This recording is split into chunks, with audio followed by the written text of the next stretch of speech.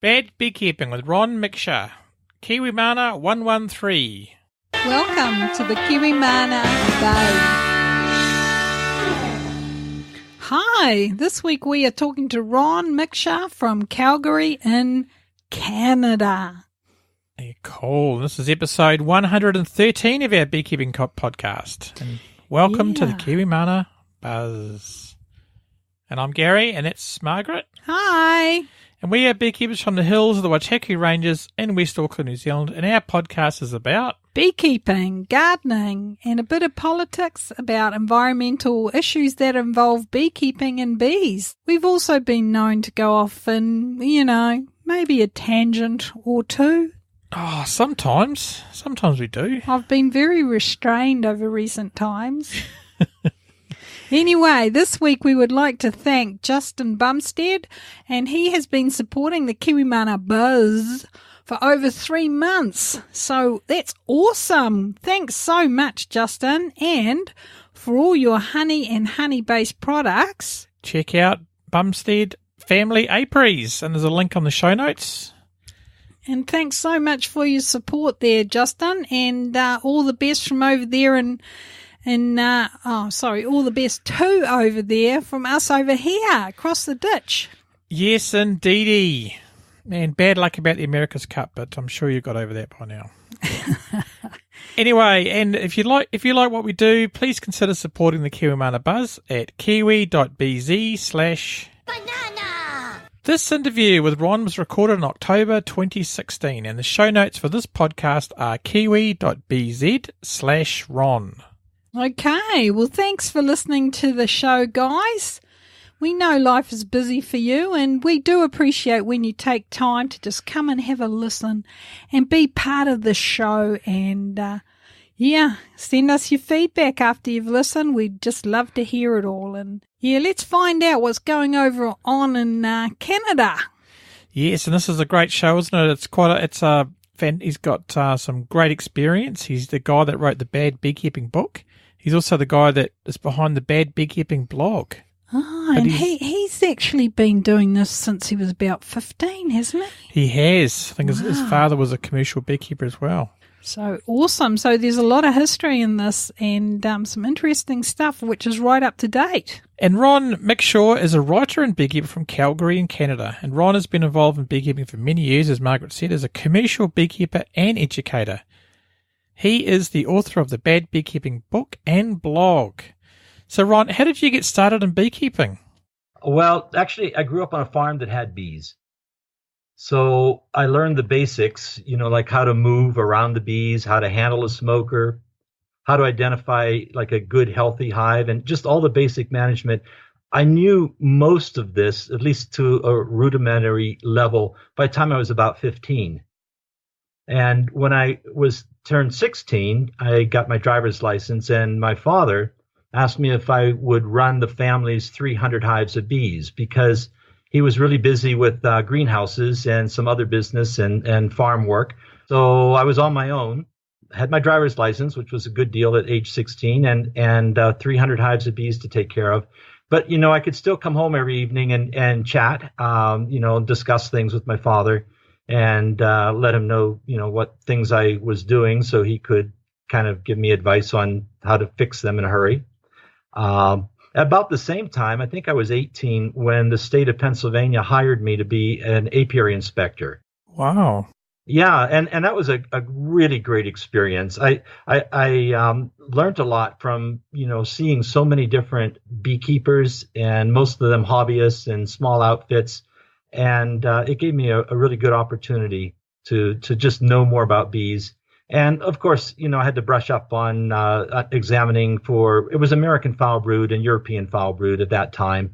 We really weren't inspecting for anything else. Nosema, there were no mites yet in those days. So that was my job, was to cover a 3-county area, several hundred beekeepers, and look at every hive. And in those days, if American foul brood was found, and if the inspector, which would be that 18-year-old kid, decided that this particular beekeeper would never clean up their outfit, then we built a bonfire.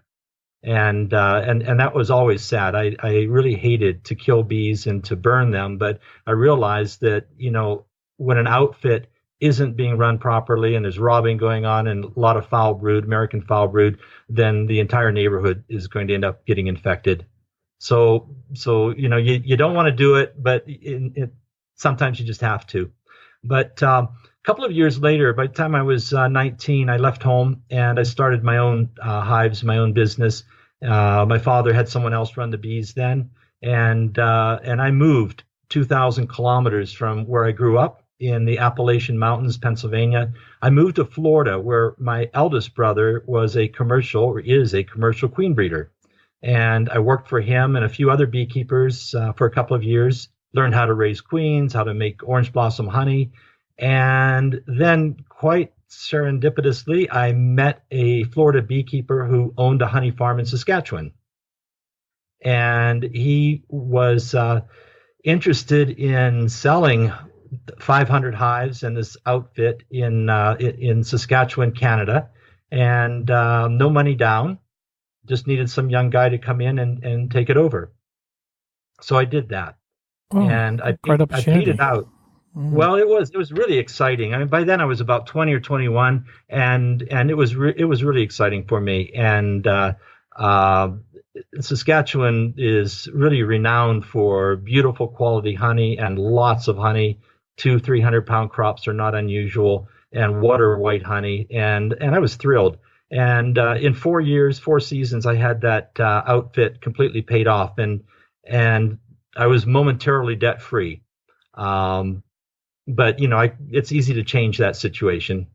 And I built it up to about 1,000 hives at that time. But then I got hit by some really severe droughts, which I really wasn't prepared for, wasn't even expecting.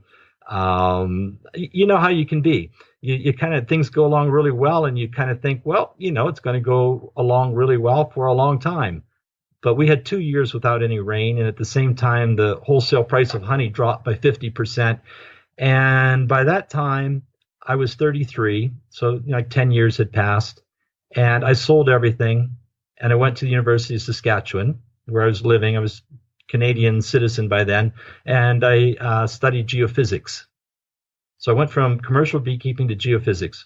Yeah, it's not as big a jump as you would think, because I think beekeepers have to do a lot of problem solving, and a lot of, you have to be observant and pay attention to a lot of things. Of course, there's a lot more mathematics in geophysics than there would have been in commercial beekeeping, but I was okay with that. And it led to a career then in geophysics, and I still am an actual practicing geophysical engineer. When I got into that role, I spent probably 10 or 15 years with just 10 hives of bees, and it was a great hobby. But in 2005, I decided it would be fun to have 500 hives of bees again, and I built up a comb honey farm. And then subsequently, I sold that to my daughter and her husband just a few years ago. So my 2 older kids in their 30s, one of them now is a beekeeper, her and her husband, and they've got a couple of little kids, and they're taking care of the farm that we had. Oh, awesome. And so what was the method you used to produce comb honey back then? It's complicated. It's comb honey is not for the faint-hearted at all. We would basically develop hives that would be as strong as possible by the 1st of July. And then around the 10th of July, that was when our main flow would come in, we would need to reduce the hives from 2 or 3 deep Langstroth hive boxes down to a single. So you've got 40, 50,000, 60,000 bees in one box with most of the brood and a queen and no excluder. But then on top of that one unit, we could put 2 or 3 or 4 boxes that would hold the combs. And these boxes would hold about usually around 100 sections altogether. So, you have maybe 30 sections in a box. You put 3 or 4 on. Sometimes they filled 5 or 6. But it's really difficult to produce comb honey because you need really strong, healthy hives. At the same time, you don't want them to swarm because, obviously that's what's going to make your honey. And you've squished them down into just a single box. So they're quite crowded.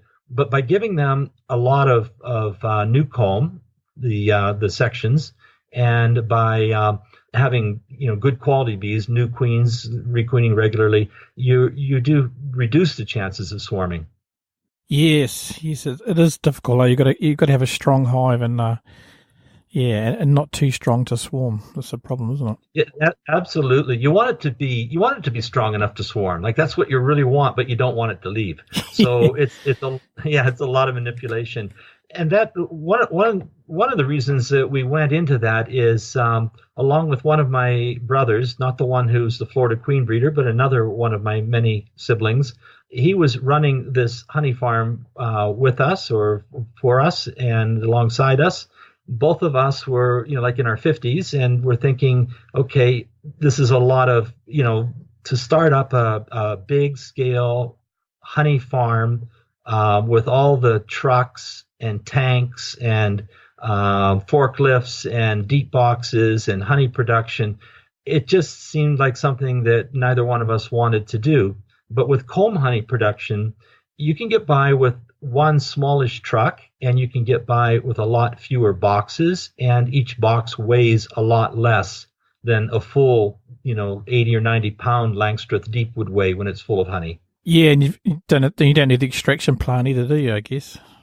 No, we didn't. We didn't have an extraction plant. We did get the Canadian Food Inspection Agency to certify us, and they came out and inspected to be sure that all of our lamps and windows were shatterproof and protected, and that our walls were washable, and that everything was orderly and met their standards. So we did that. So it had to be at a certain level or standard for exporting and for producing the honey for stores. But at the same time, we didn't have to have the settling tanks, the wax melters, the extractors, and everything else that we would have had. Oh, fantastic. So did the drop in the honey, was that the motivation to change careers? Yeah, it was, absolutely. Back in when I was running my outfit in Saskatchewan, which is a province in Canada just north of North Dakota and Montana, when I was in Western Canada producing honey in Saskatchewan, things were going really quite smoothly, and I had a nice outfit, and it was all extracted honey at that time, and I was doing well. But when you go 2 years without any rain, and we literally did, I saw our net production go from about 250 pounds per hive to 17 pounds and then 43 pounds per hive for 2 years in a row. And, Gary, I was 33 years old at that time, and I felt like, okay, I kind of proved to myself that I could run a honey farm, and it was successful. And I was still at a point where I could sell out to other people and move on and do something totally different. So I kind of always wanted to go to university. So I was a mature 33-year-old student at that time, and took the geophysics program. And it's a 4-year, it's a regular Bachelor of Science degree. So that was low prices back in the mid 80s, and the drought were the two primary reasons that I left and went back to school. Yeah, and I don't think the prices have really recovered, have they? Well, the prices did go up really substantially, but it was 15 years later from the time that I had sold out. So if I had hung in there, and the rains did come back eventually, of course, I probably would have limped along and continued to be a commercial beekeeper. But I was really keen on a change, to do something a little different and learn something different. But recently, our honey prices were quite high. Wholesale prices were roughly $2 a pound and better here in Canada. Although in the last 18 months or so, the prices have slid a lot. And again, we're seeing a situation similar to what I had back in the 80s when I had that larger honey farm. Yeah, I mean, those drop in production numbers it's horrendous, isn't it? From like 200 to 17, I mean. Yes, it is. Yeah. yeah, that was something. Yeah, it's kind of hard to take. But fortunately, I had saved enough money and I wasn't in too bad a financial shape that when I sold out, I didn't have much. Frankly, I didn't have a lot, and I had a couple little kids, but I could go 4 years of university and start a new career. Yeah, no, that's fantastic. So what excites you, Ron, about beekeeping then? There are a lot of things, but I think the biggest thing that I find really interesting and exciting is just the idea that you can always keep learning. There's just so much about bees that we don't know. The beekeeping as a profession is really unpredictable, and that's kind of exciting. It's kind of, the risk factor is exciting when you don't know for sure how much honey you're going to make in a particular year, and you can do things as brilliantly as you did the year before and fail miserably, or you could find yourself outperforming what you really deserved. So that's an exciting thing about beekeeping. And as far as interest in beekeeping, the thing that would interest me the most is I really enjoy teaching other people about beekeeping. And that's where I am at this point in my life now, is that I don't get out into bees very often. Physically, I've got a bit of a health problem that prevents me from doing a lot in the field. So I had to make adjustments with that. But, once you are really enthused about beekeeping and interested in beekeeping, you really can't quit. You've got to be attached to it in some way. So I do a lot of writing, and I teach a couple of different courses. Along with the other members of our Calgary Beekeepers Club, we teach a beginner's course. And it's really a lot of fun because the people who are in that course are totally new to beekeeping. And many of them have never even seen the inside of a beehive before. So, you've got a chance to kind of give people some of your experiences and help them out so that they can move along in a good direction. And with that, we teach all the basics, everything about installing a package or buying a hive and what to look for and how to build it up, and summer management, fall, winter wrapping, and so on and so on. But this interest in teaching and the enthusiasm of the students kind of led me to join up with a friend of mine who was also one of the teachers in the beginning courses. And together we teach a more advanced course. But we realize there are a lot of really good advanced courses in the world, and a lot of them online, and a lot of places for people to learn. But one spot that we noticed that was really lacking was something on the economics of beekeeping. So with this buddy and we put together a full day program or session that carries beekeepers who have a little more experience through the steps that they might want to take if they're hobbyists and they want to expand to sideliners, or if they're sideliners and thinking of going professional, commercial beekeeping level. We talk about things like the expectations in production, the expenses that they might not anticipate, some of the things that could go wrong with the bees. We cover a lot of material in that course. And it's been a lot of fun. You probably realize too, as most people do, that when you're teaching, you kind of learn things a little better than what you might have known before you tried teaching it. Yes, absolutely. So those are some of the things that have me interested and keep me excited, some of the things that I've been doing lately. That's fantastic. It's like the business of beekeeping, and kind of like how to actually survive with. Because I guess a lot of commercial beekeeping, you're only going to get paid like once or twice a year, aren't you? Hey, that's correct. And a lot of people don't expect that when they get started with a larger scale beekeeping outfit. If they're not good money managers before they begin keeping bees, they're not going to be good money managers after they've kept bees for a while. You've got to come in with the right kind of attitude and common sense about budgeting and knowing, that you've got limited resources and how to make things work. We actually kind of, for our economics of beekeeping course that we teach, we took a kind of a halfway silly title. We call it Money from Honey, and how to make money from honey. And we want people to succeed. We want people to be able to make money by keeping bees. But you know how a lot of beekeepers will get really excited when they think a hive might make 100 pounds and you'll sell it for $5 a pound, and let's have 1,000 hives. That would be $500,000. And on paper, you can always make that work really well on paper. But in actual practice, you know how that is. It's really tough. Commercial beekeepers have a really tough challenge to keep things going.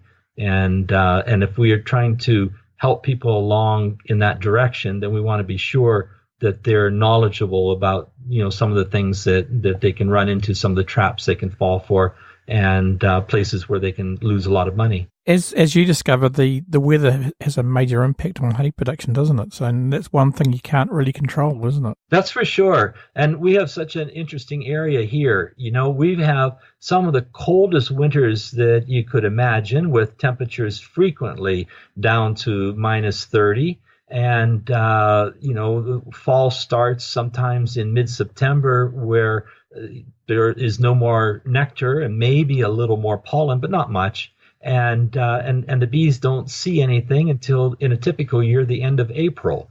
So you've got to be able to get bees to survive for 6 or 7 months of inactivity, and then you have to be able to get them built up really quickly so they can take advantage of the summer honey flow. It's hard to believe that we can actually produce such huge honey crops, but once it starts to happen, if the weather is right and the bees are strong, they do make 10 or 15 pounds, even 20, 25 pounds on the occasional rare day, each day of net gain. So if you have 30 days like that in a summer, you have a good chance of producing a really nice honey crop. On top of that, I mentioned earlier, I was in Saskatchewan when I had my first big commercial farm in Canada. And then now I'm living in Calgary, which is in Alberta, right next to the Rocky Mountains. We have a different climate, different set of circumstances here, but it's still similar.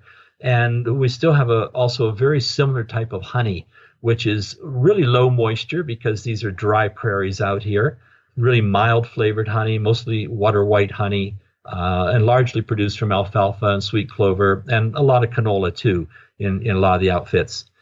So it's really excellent honey, but we have the issues of extreme cold, a short season, early frost, and of course droughts, like I had mentioned before too. Yeah, isn't Calgary known as Cowtown or something? Oh yeah, it absolutely is. We have the Stampede every July, which is a big celebration. It's been going on for about 120 years or so. For the cowboys to show off their expertise as ranch hands, and it's turned into a bit of like a typical country fair with rides and games and such. But it also has pavilions which feature products and agriculture that are produced in the area. So this past year, this July, for the first time, our beekeeping club was able to get into the Stampede with a booth. They were overrun by tens of thousands of people who were curious about bees, had questions about bees, wanted to see what the honey looks like when it's raw, wanted to see extractors and talk about bees. It was absolutely brilliant. It worked really, really well. The people that volunteered for that were just fantastic. Oh, that's fantastic. Yeah, I've never been there. I must get there one day. Oh, it's beautiful. We're right next to the Rockies, and it is a very, very nice. It's a city of 1 million people, but it feels like it's a much smaller town than that. We've got a couple dozen skyscrapers in the heart of the city. They're 30, 40 stories high, or 60 stories high, but it still has a kind of a small town atmosphere. It's a really pleasant place to live. Yeah, no, it sounds awesome. And congratulations on your recent 21st anniversary of your blog. Well, thank you. I really appreciate that. I kind of wonder where the time has gone, but it's been a lot of fun to write that blog. And I don't know. You tell me that you've been able to read it occasionally. I've seen a few parts of it. Yeah, I've been reading it for probably since you started beekeeping, so it's quite a while. Yeah, not 21 years, but I must admit. Well, it's certainly appreciated. The internet was pretty new when I started the blog, and it wasn't even called a blog then. I don't know when that word came into existence, but in those days, you just kind of rambled on and wrote things that were interesting to you. And for me, it was bees, and so I still have that. It's badbeekeepingblog.com is the name of the address now. It's all like one long word. Badbeekeepingblog.com. People sometimes have asked me like how do I get ideas about things to write, but I've got like 200 ideas that I just can't find the time to write about, and they just kind of, the ideas are there. There's so much about beekeeping that you can try to explain or put your own personal impressions on it and put it out into the public.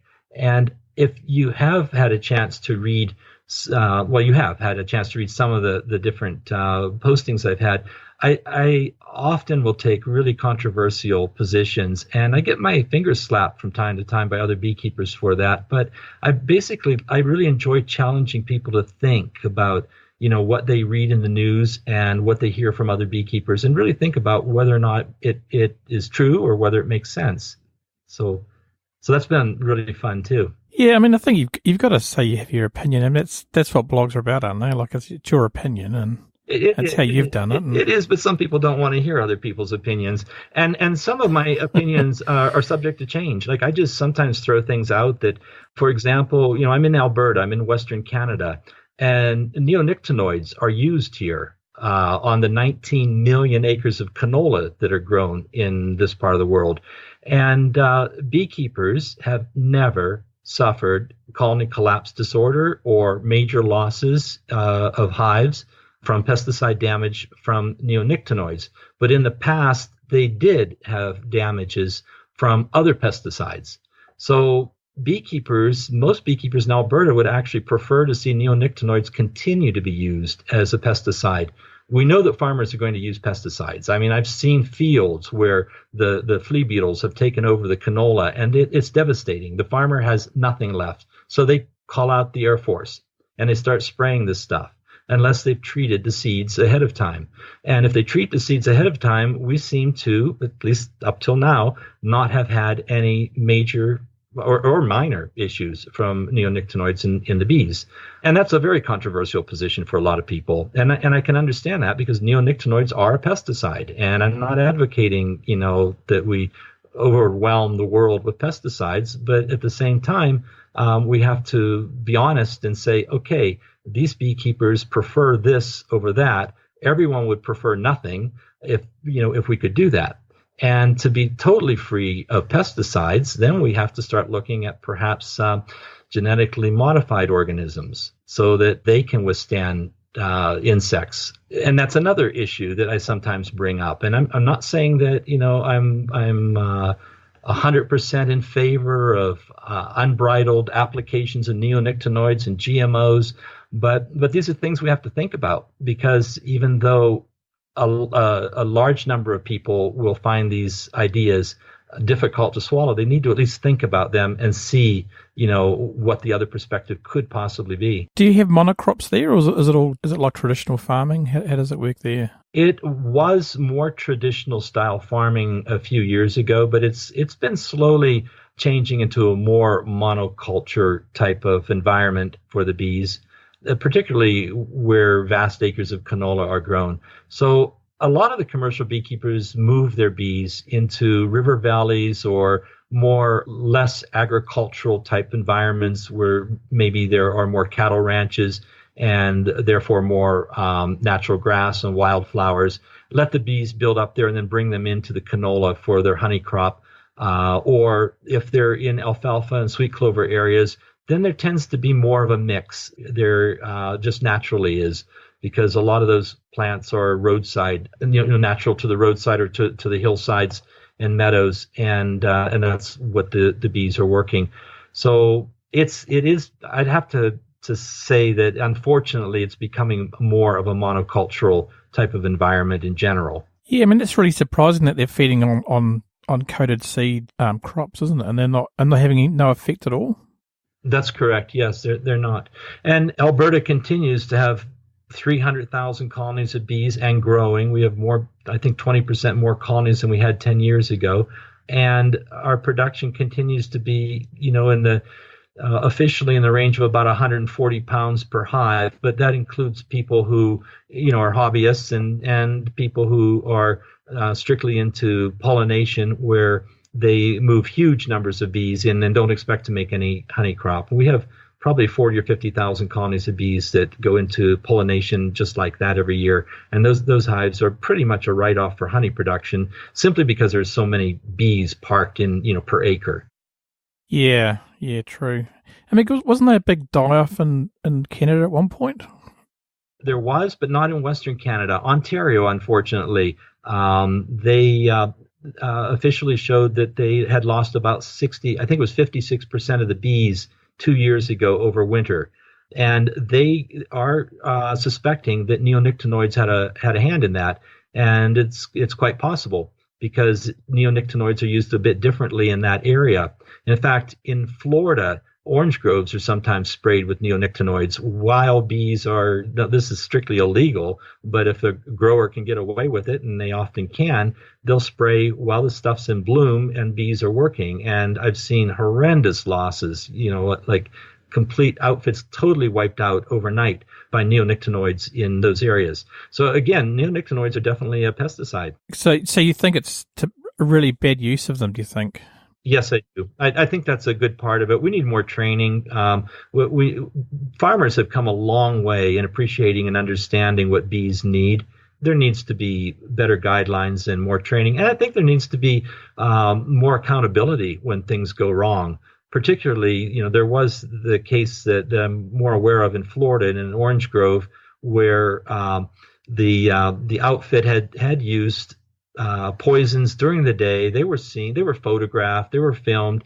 They ended up killing $300,000 worth of bees and being fined for $1,000 per instance, and the instance being per application. So they had like a $7,000 fine, and that was it. Yeah, I remember that. It was ridiculous, wasn't it? It's ridiculous. Yeah. So there needs to be more accountability and training. And it would be great to see us get away from pesticides and do more integrated management. Absolutely. Yeah, I mean, that's the ultimate dream, isn't it? Yeah. What do you think's the big difference between the way Ontario uses neonics and Alberta does? From what I understand, and I'm not the expert on this, but from what I understand is that it was particularly used by dusting corn seed. And so the neonicotinoids are used as a systemic insecticide. And obviously bees don't work corn very much. They occasionally get desperate and take pollen from corn, but there's no nectar to be gathered. But what they think they found is that just some sloppy practices during the seeding process, where the dust, the neonicotinoids, from the corn itself was flying through the air.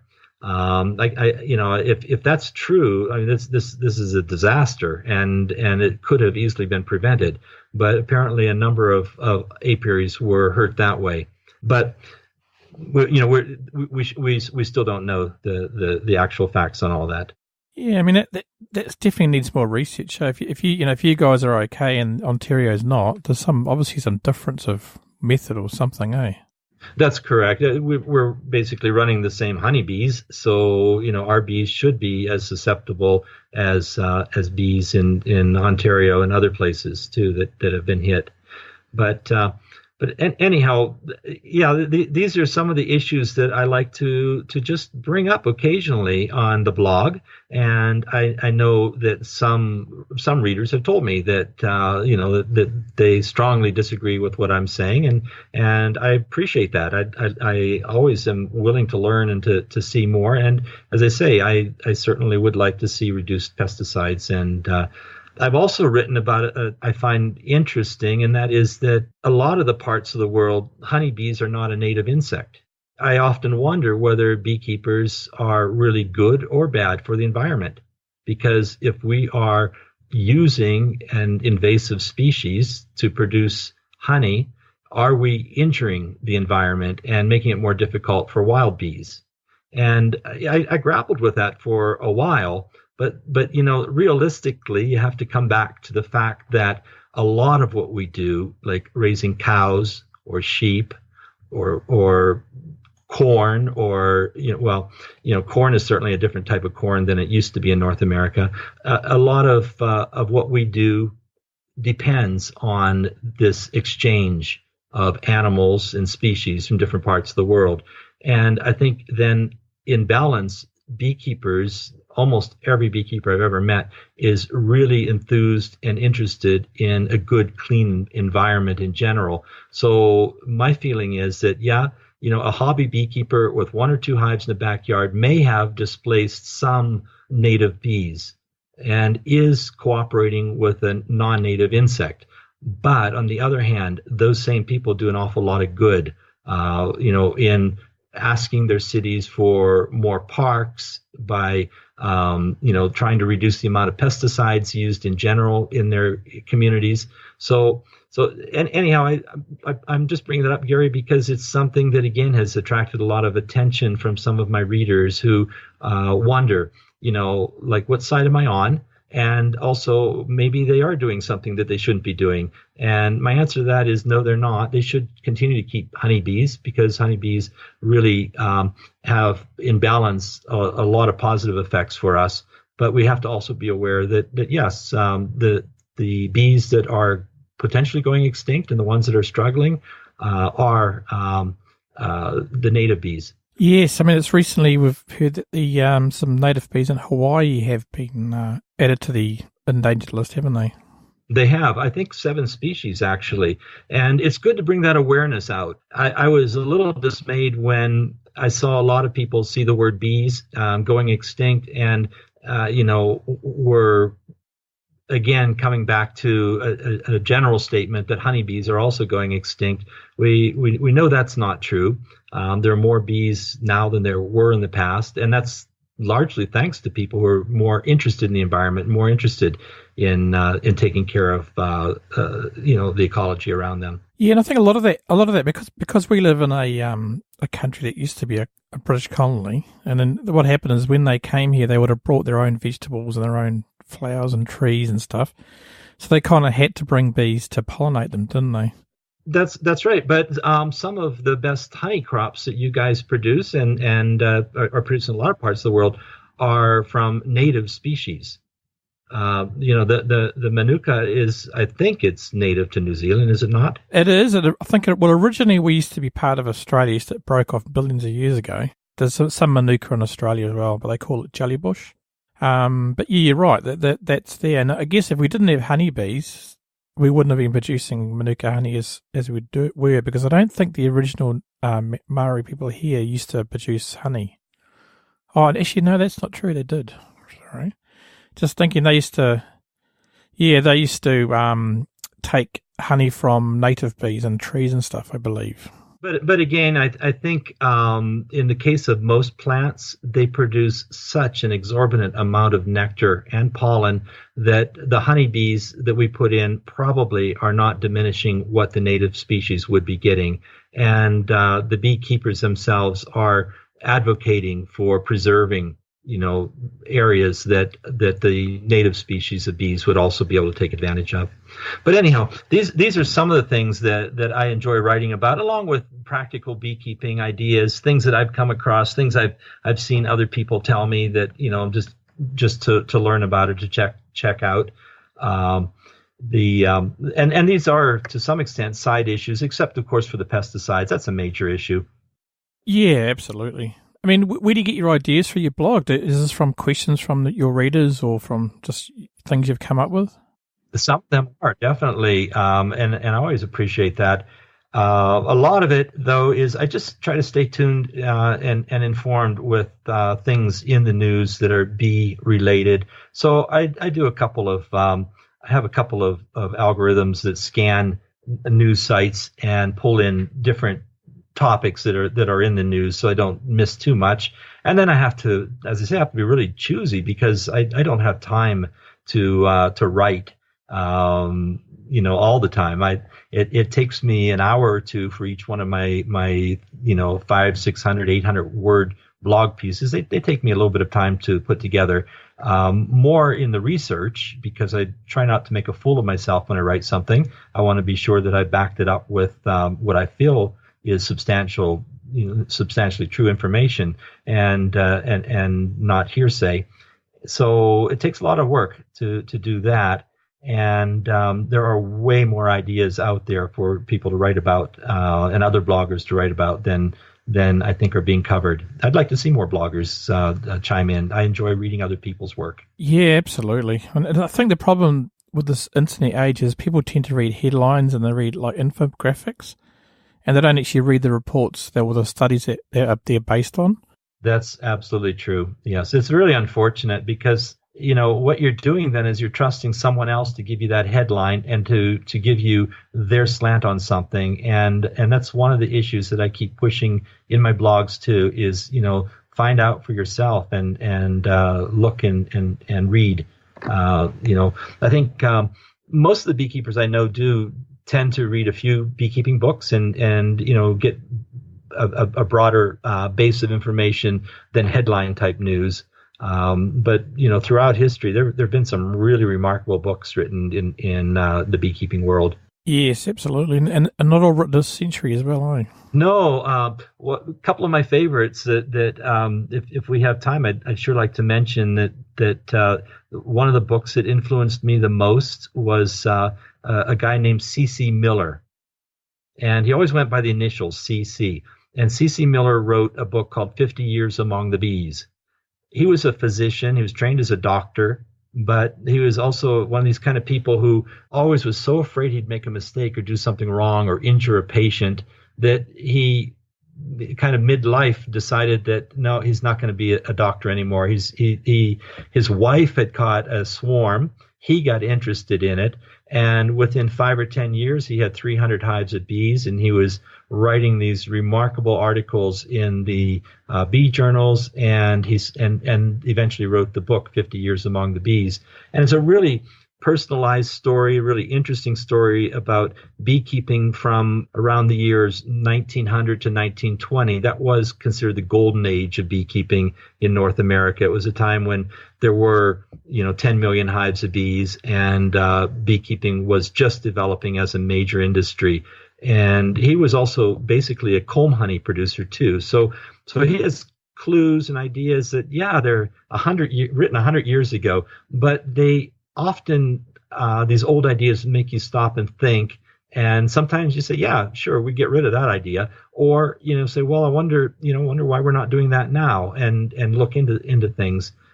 So that was a favorite book. And a second one that I really enjoy that I'd like to let people know about is called The Joy of Beekeeping by Richard Taylor.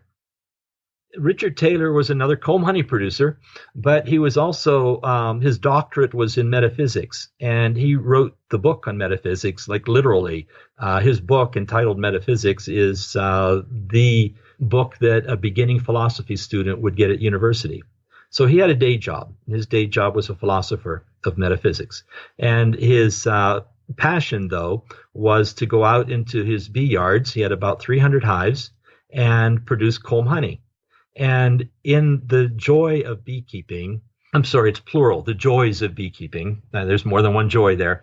In The Joys of Beekeeping, multiple joys of beekeeping, he keeps emphasizing a simple life and simple tools and beekeeping being balanced with nature. And he really brings his own personality and his successes into this thing. And he's not like, he's not like a laid back hippie. He was from the 70s. This was written in the 70s. So he's not quite like that. And he's not an uptight yuppie. He's kind of something you'd see in between. He has a lot of common sense. His mantra is hard work and efficiency and doing the right thing at the right time. And his book it's an easy, like 150 page, very, very small book, an easy read, but a really interesting story. And it has a lot of practical advice on keeping bees, a lot of practical advice on how to be a beekeeper. Yeah, that sounds good. Well, I'll include those in the show notes for the show. And the show notes for the show, guys, is kiwi.bz/Ron. I enjoy reading books. I've read the Langstra's book, and Yeah, he had some funny ideas, but he's, some of it's good. Oh, it's a brilliant book too, isn't it? Like, considering it's going to be 200 years old before we know it, it's absolutely brilliant. His insights and his presentation, his style, it's really quite readable even today. And that C.C. Miller's book, The 50 Years Among the Bees, I'll send you a link because it's on one of the archive sites because its copyright expired on it probably 50 years ago. It's an older book, but you can get it online, and I'm sure that a lot of your listeners are going to enjoy looking at that book. The Joys of Beekeeping, I think it's probably out of print and a little harder to get, but you can certainly try to get it through a local library and see if they could track it down. Yeah, no, it looks like it's on Amazon still. I've just had a look. Yeah, so it's only $16. So that would be money well spent if it's $16. That's good. I'll include it in the show notes. And is it true that there's a heavy metal band named after you? Oh, yeah. I guess it is true. I was shocked. It's a Norwegian band called Miksha. And I don't know that they named their band after me, but it might have been in retrospect that they thought it would be clever to pretend they named it after me, because on their original website, they said that their band was named after Ron Miksha, who was, an espionage agent working for the American government in Vietnam, and none of that, of course, being true. Or is it Ron? Or is it? I'm not telling. Yeah, no, fair enough. And they've since broken up, have they? I believe. Yeah, I think they have. They were actually. I never liked the heavy metal genre, but yeah, I actually could listen to them and not have to turn it off. So yeah. Do they have any songs about beekeeping or not? No, I can't really quite understand what they're saying, even though they're singing in English. So I have no clue what they're singing about. I think the term for that is Cookie Monster lyrics. Is that? I guess so. Oh, that's awesome. If you could travel back in time, Ron, back to when you were 15 and you started beekeeping, what's the one thing you'd tell yourself to make yourself a better beekeeper? Oh, I guess there should be a lot of things. I think one of the things that I kind of learned late in life was, and I wish that somebody would have suggested to me at that time, was that I don't have to be a commercial beekeeper. And I grew up in a family of commercial beekeepers, and I kind of fell into it, but I loved it, and I really enjoyed it, and I don't regret it at all. But on the other hand, I think I would have spent more time thinking about my relationship with bees, in the sense that, like most of your listeners, you get obsessive about bees. You love the beekeeping, you love the bees, you want to know everything you can about it. And once you're interested in that, that's not going to change. You're kind of stuck with that. You're bitten by the bee bug, as they say. But I think I should have realized that there were other ways to be associated with bees and beekeeping other than being a commercial beekeeper. And for me, that might have meant to have gone into research, could have been, teaching at a university. And that might have suited my personality a little bit more. Although I did have some successes with commercial beekeeping, and I enjoyed it a lot. But looking back, I think I would have probably benefited from a more open mind about the prospects for the future. So I guess what I'm saying is, maybe I'm driving a few people away from being commercial beekeepers, but you really have to think about what kind of level and where you want to be as a commercial beekeeper. It doesn't have to be a large-scale outfit. And when, there are hundreds of successful commercial beekeepers, and you could be one of them, but most of those people, when you talk to them, they kind of regret the headaches. They end up being people managers, truck drivers, business people, more than beekeepers. And they still love bees. They're still interested in beekeeping. I don't forget that even commercial beekeepers still care about bees, but they often wish they could go back to 10 hives.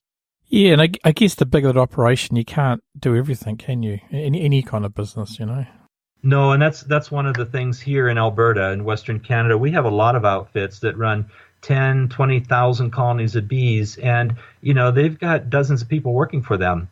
So it gets to be a real logistics and people management situation for them. Yeah, exactly. And I'm sure you covered that in your course, eh? Yes, sir. Yep, we do.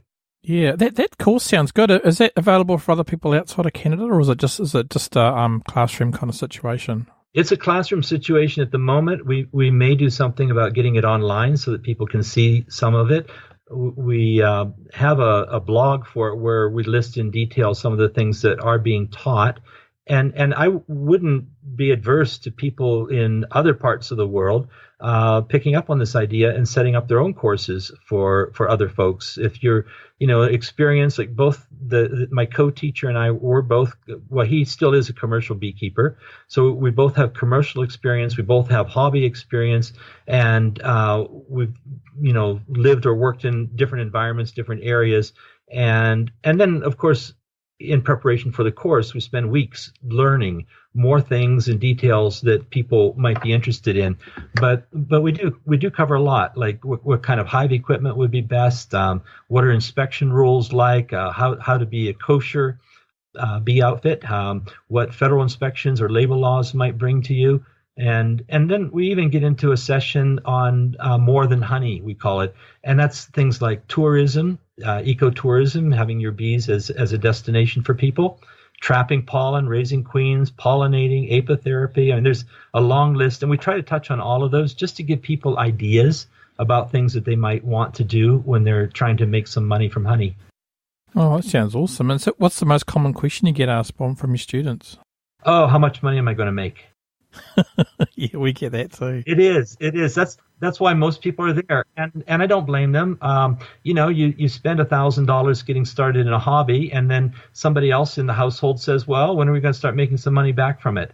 And it's a valid question. Yeah, it's funny, isn't it? Like it's a kind of a hobby that people expect to get money out of. I mean, if you go and start playing golf, do you get paid money for that? No, not unless you're really, really good, I guess. Huh? Exactly. Yeah. Yeah, it's funny. It's funny that the expectation that the bees are constantly producing honey, even in the middle of winter. They've got to learn. It's all about biology. That's right. That's correct. And that's why I would encourage other people in wherever, in the States, in New Zealand, where Australia, to consider teaching a course that would help people to know the transitions between being a hobby or a sideline beekeeper. What's the new investment going to be? Where will that money come from? How do you insure things? And even to try to do some self-assessment to see whether you would have the personality, the skill set. It helps if you're handy with your hands. You can build things, you can fix things, you save a lot of money and save a lot of time. And plus, most beekeepers are really creative. They wonder how this would work. And if you're capable of using a saw and a hammer, you might be able to put some of your ideas to direct use too. Absolutely, it's definitely an industry of tinkerers, isn't it? Yes. Yep. And so, what's your plans for the next season or the winter? I'm not going to be out working bees too much, but I'm hoping to get out once in a while. But I've got enough to keep me busy. We've got these courses that we're offering, and they take a lot of preparation and a lot of time. And then the teaching, of course, is time consuming. I will try to write more frequently. I've had quite a number of articles in the last few years in the American Bee Journal. I really enjoy writing for the American Bee Journal. It's a great resource, and I'll be continuing with the blog, and I wrote a book about 10 years ago, and I've been wanting to follow up with at least another book in the next short while. So that present some ideas on probably will be based partly on the making money from honey kind of coursework, just more ideas about how people can be effective and prosperous by keeping bees. So that's another book. Also, I'm still a geophysicist, and I'm really comfortable with like statistical analysis. It's part of my job anyway, and I started looking at some of the broad aspects of like beekeeping and statistics, and how colony numbers correlate with economics, and price of honey and so on, and also investigating like statistical analysis that's related to the point of production of honey, like honey origin, sugar components, pollen, and so on. That's all statistics. That's all mathematics, and I really enjoy that. I think there's a bit of a need there.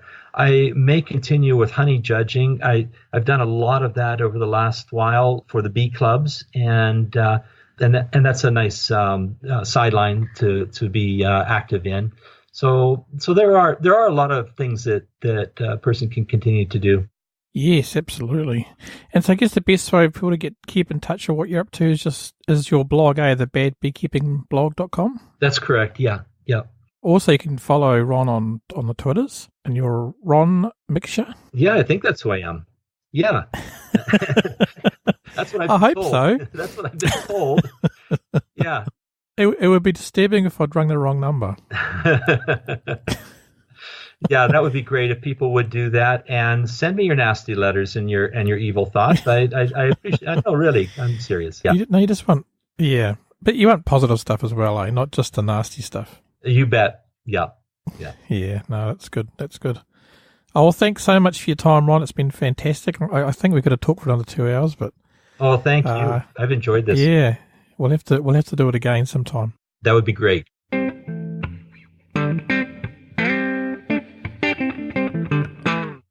Wow, that was a bit of a change from heavy metal, wasn't it? And that's an interesting thing. I couldn't get any Miksha heavy metal music to play. They've broken up, and I couldn't get in touch with them. So unfortunately, but if you want to check out the Miksha heavy metal band, there's a link on the show notes. Oh, excellent! And the thing that I loved about the show was that there's a bit of contrast in what he's talking about with neonics in one part of the country, and which is said not to be affecting it, and then how it has affected other parts of the country. So that was of real interest to me. And over time, it'd be interesting to see how that all pans out. Yes, absolutely. And I think his course is very interesting too, that beekeeping business course. It's a great idea, isn't it? It's a fabulous idea, and I'm sure he'll get that together. And he's doing it right now. So it's happening now. Oh, but he is talking about doing a book about it as well. So that'll be interesting. Yeah. So it's all great. Thanks so much, Ron. It's just fantastic. Yes, we've been big fans of your blog for a long time. It was great to finally get you on the show. And one call, one action this week, guys, if you can help us out, tell a beekeeping friend about our podcast. That would really help us. And tell them, if you enjoyed this podcast, tell them about Ron's podcast. It's great. Yeah, so we're all big happy family here. So we love to share, and so does Ron. So it's all awesome. Absolutely. And be sure to check out his great blog at badbeekeeping.com. And the show notes for this show is kiwi.bz/Ron. We'll see you in a couple of weeks with a podcast with me and Margaret. We'll get back to talking about the beekeeping news. So we'll see you then, Okay, guys. Well, now we're just heading off because things are happening out there, and we just need to be ready. We just need to be ready, Gary? Ready with our swarm kit. Yeah, so we'll be doing a podcast shortly. Yep. And you guys will be able to be a part of that. Yes, absolutely. And we'll see you in a couple of weeks, with episode 114 coming up. Awesome. See ya. See ya.